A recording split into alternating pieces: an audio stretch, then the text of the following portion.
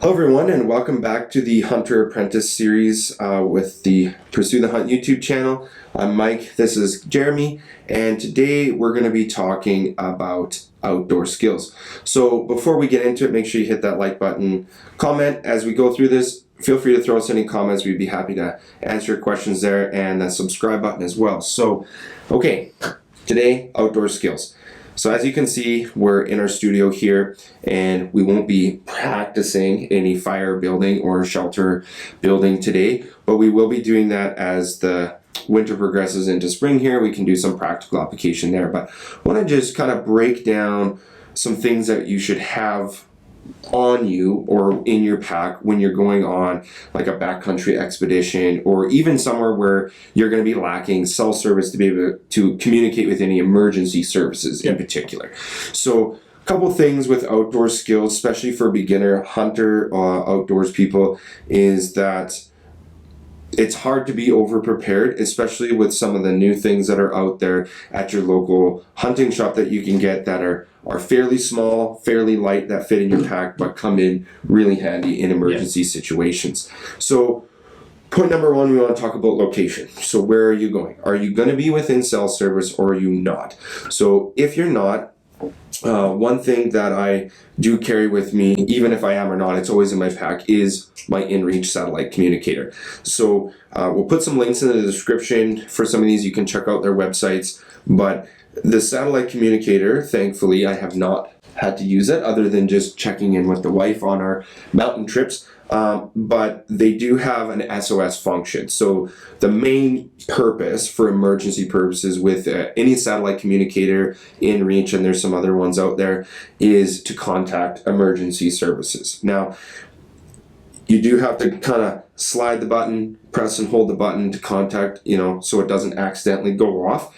And they do hold a really great battery charge. I know this is 7 or 8 days if I don't keep it on tracking mode and things like that. But one of the most important pieces to have this is in the emergency situation. Now, what constitutes as an emergency is up to you, because as soon as you press that button and activate SOS, a chopper is probably coming to get you. Yeah. And, there is a certain amount of cost coverage, insurance coverage that you can purchase additionally with these. But rescue missions are expensive. So think carefully what constitute an emergency services situation. Definitely things like broken bones that would disable you from being able to get out to civilization, your vehicle, or somewhere cell service to call for help, or massive bleeding. Sometimes bear attacks do unfortunately happen, but make sure it's an actual emergency situation. Broken fingernail or running low on food, as I would not constitute as hitting the SOS button. It's maybe time to pound a few more drainages and find some food. But yes, SOS communicator, very important, depending on your location. Now, the other thing with location is, regardless if you have one of these or not, or if you're an amazing navigator, or if you're still within cell service, always tell somebody where you're going. Just leave a note, put it on your fridge. Have a backup plan saying, this is the date I'm planning on returning, and if I don't return on this day, either, wait 24 hours before letting somebody know, or we may have already activated SOS. But always tell someone where you're going, because then they can also put a rescue plan in place should this thing run out of battery and you have an emergency. So always have a backup plan there.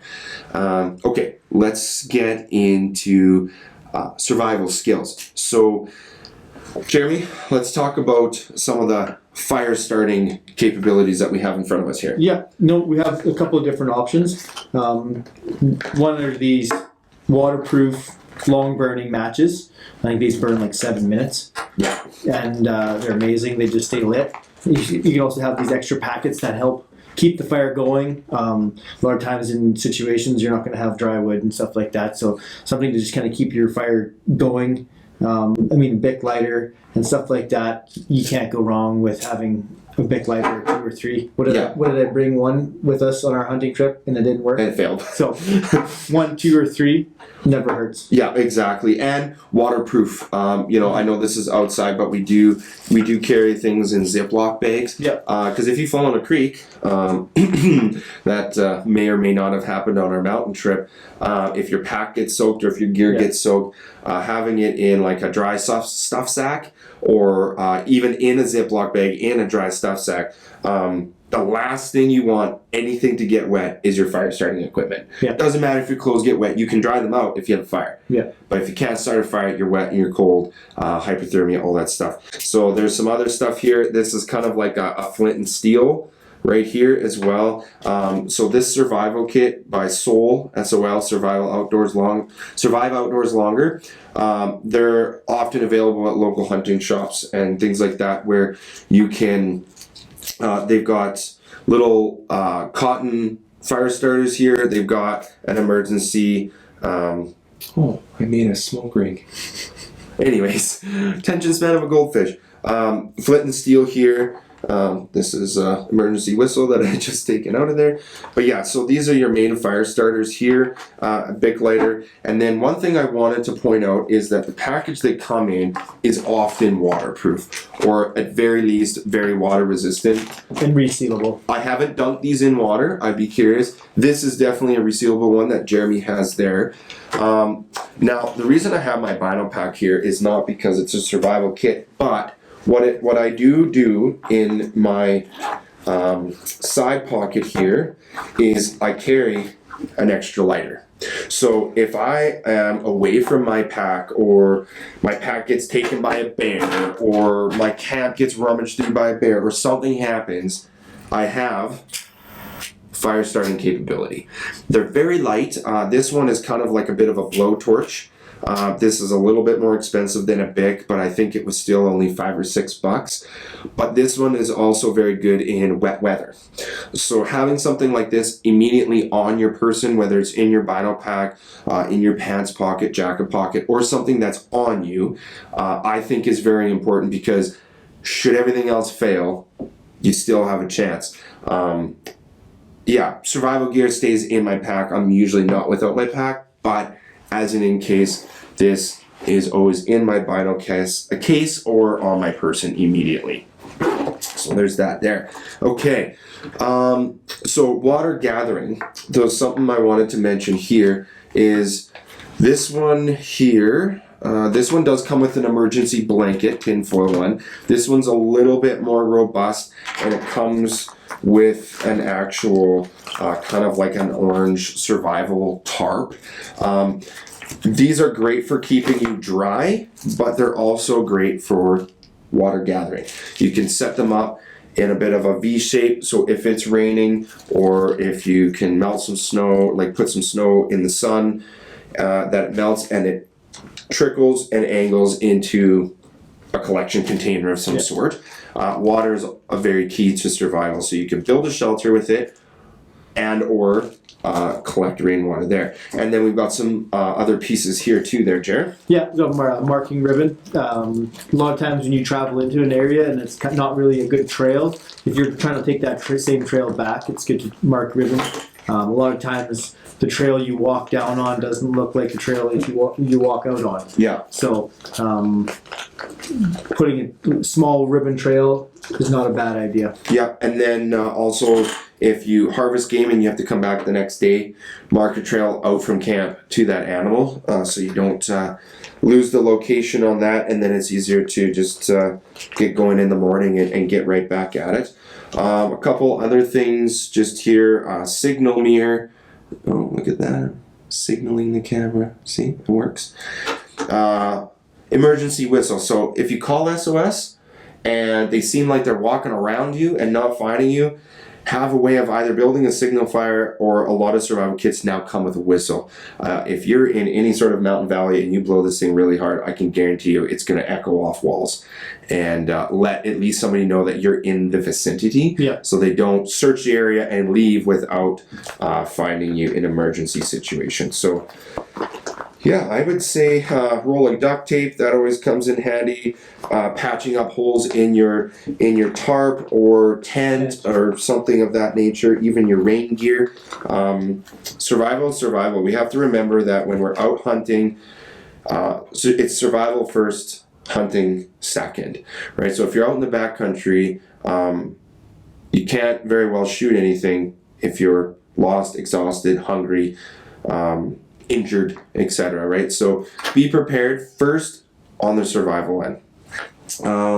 Shelter building. So we talked about the tarp. Make sure you have a rope. I didn't bring any with us, but everybody know to have a bunch of paracord rope. Yep. It's light. It's very the tensile strength in it's very strong. I always recommend a minimum of 50 feet. I know everybody thinks that's a lot, but it actually isn't. I mean, even 100's better if it's coiled up properly. It doesn't take up a lot of room, but it comes in very, very handy.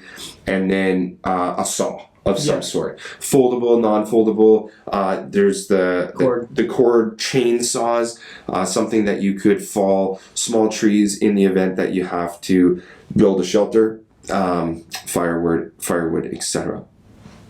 And I think we'll continue this type of video into the spring. We'll do a part 2 where maybe we'll go out with nothing but a tarp and some fire starter and see how she goes. And then food sources, obviously you want to bring ample food with you on your trip, but you can do research and see what's edible in the specific area that you could forage for, whether it be certain types of mushrooms, other vegetation, berries, exactly. So do a little bit of research. You never know when that type of factoid information can come in handy and potentially save your life. So moving on.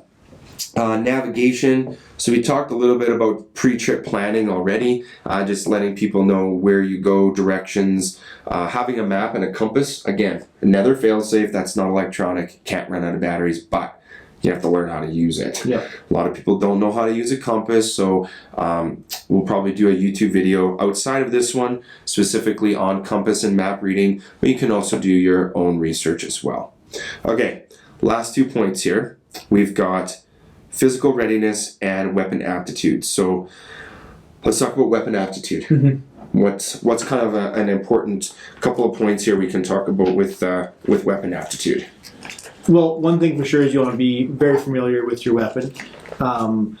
Using it in a situation where you have to defend yourself, mm-hmm. A lot of times the more apt you are with it, the better chance you have of surviving a charge or mm-hmm. anything that you're going to have to try to defend yourself.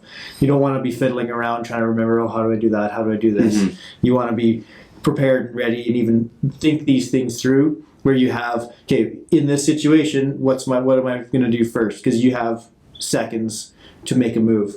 Well, and I think a good example of that is our most recent mountain trip. And mm-hmm. unfortunately, we didn't get it on camera, but we were heading out of our location. Jeremy was in the front, I was in the middle, and our friend Robin was in the back. And we're heading out. We're about 5 yards apart from each other, sauntering along. No one's talking. And all of a sudden, we kind of felt we were in this canyon, bit of a kill box, if you will. And all of a sudden, Jeremy's like, bear, bear, bear, bear. And thank the Lord it wasn't a grizzly, it was a black bear, but it was a sow with cubs. And how quickly did any of us get our weapons off our packs? It was bear spray first, and then it was kind of get together. Yeah. And the lights just came on because there's somebody else here now, but that's okay. And so it was one of those things where we want to just be ready and prepared with weapon aptitude. Bear spray is definitely an important thing there. And with physical readiness is just making sure that you know how many miles you're going to be covering, practice with your pack on, load your pack with weight, and so that you're not unprepared for your expedition, and it makes it much more enjoyable. All right, well, thanks everyone for watching this episode here on our YouTube channel with The Hunter Apprentice. I'm Mike, this is Jeremy. Click that subscribe button, and we'll catch you next time.